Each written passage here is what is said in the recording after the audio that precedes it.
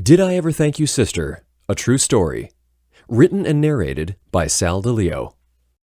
It has been almost 20 years since I wrote my memoir. I'm in my 60s now, and so much has happened in my life and the world since then. I've changed in many ways over this span of time, and know I will continue to change, hopefully in the end for the best. As I reread my memoir today, which I've only done once since I wrote it, I can only say what most people say when they reflect on what happened along the way in their life. I wouldn't change a thing. My past has shaped me into who I am today. My failures were as important as my victories to help me better understand the beauty and richness of the people, places, and experiences in my life. The path I have taken can probably best be described in Robert Frost's beautiful poem, The Road Not Taken, as I have taken the road less traveled. Now I've been asked to read my memoir aloud. I must admit, I'm very uncomfortable doing so in that I don't like the sound of my own voice. However, I've been told a memoir has meaning and power if it's truly in the voice of the author. I guess that's why they used to have authors do live readings. I will give it my best. Please bear with me. In January of 1999, during a very cold and dark Minnesota winter, I sat down and wrote most of this story in about 6 days. It was a phone call from a newspaper reporter from Joliet, Illinois, in November of 1997 that really got this whole thing started. I wasn't intending on writing a book when I started out. I just wanted to write a story that I thought needed to be told, maybe for a little redemption, or just maybe to help me reconstruct what really happened in my life, so I could go on. During the course of my journey back in time, I experienced a lot of intense emotions as the memories began to unfold in front of me. Some of them were good feelings, while others were not. I had to really take a hard look at what happened. As a result of this experience, I made some profound discoveries of events and people who have impacted my entire life, many of which I never understood until now. I also want you to know that I do not pretend to be a writer by trade and hope you will forgive me for the lack of refinement you will find in this story. However, after careful consideration and feedback from some very trusted friends at the time, I decided not to get an official editor involved or change much of anything in this story. My daughter Jane, 17 at the time, helped me do some minimal editing, and we stopped there. I was told a better writer could clean it up, but it may lose something. Therefore, I decided that this is my story as I had written it and would leave it that way. Thank you, Sal DeLeo. Chapter 1. Gotta Go Back. When we landed at Midway Airport on that cold March day back in 1998, it was about 9:30 in the morning. Mike and I had traveled from Minnesota to Chicago to attend an international corporate sponsorship convention. We were both half awake. Mike was my best friend. We had met about 10 years earlier in the antique store that my wife and I owned in an old part of Minneapolis. One day, when he was out delivering the neighborhood newspaper, for which he was also a writer and an ad salesman, Mike walked into the store with his bag over his shoulder.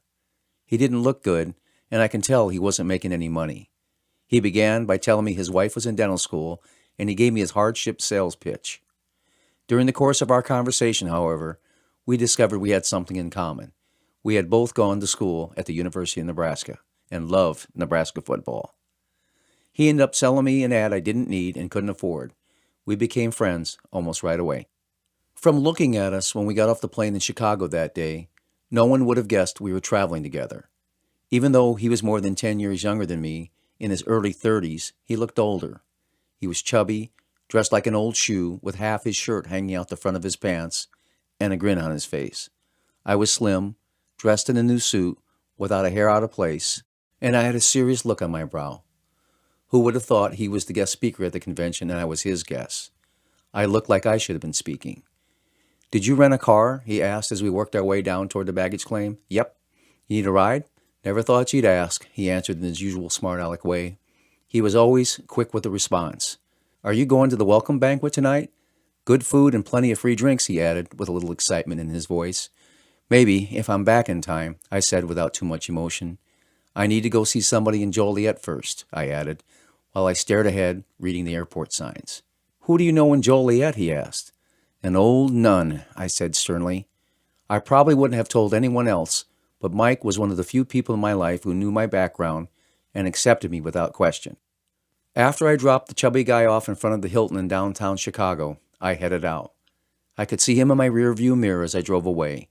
He is already working on the bellhop with some joke or remark. The kid was reaching for his bags, shaking his head with a smile across his face.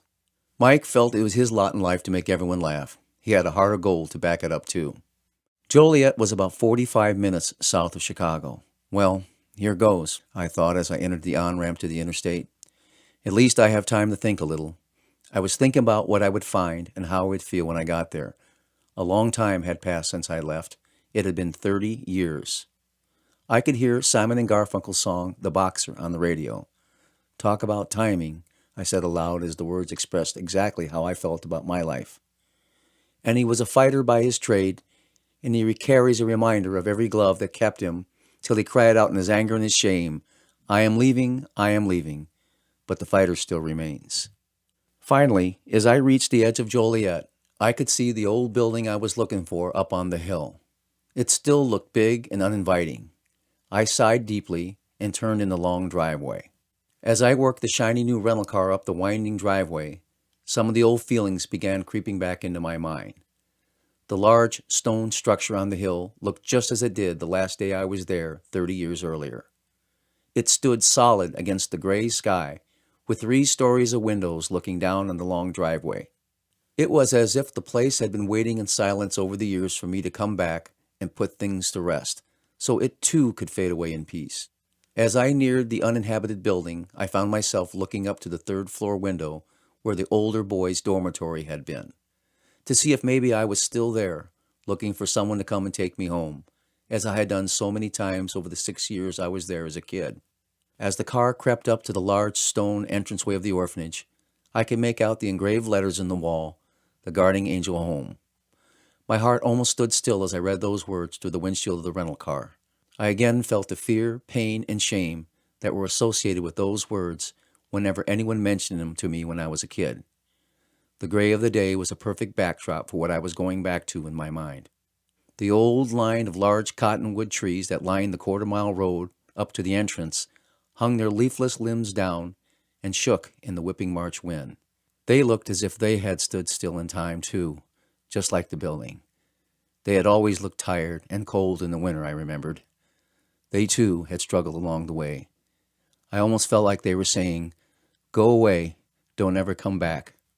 You don't need to do this." I took a quick glance in the rear view mirror on my way out of the car to reassure myself that I was still the person I was now, a well-dressed professional, just coming from a national convention at the Chicago Hilton. I needed to remind myself I had a new life now, and a wonderful family too.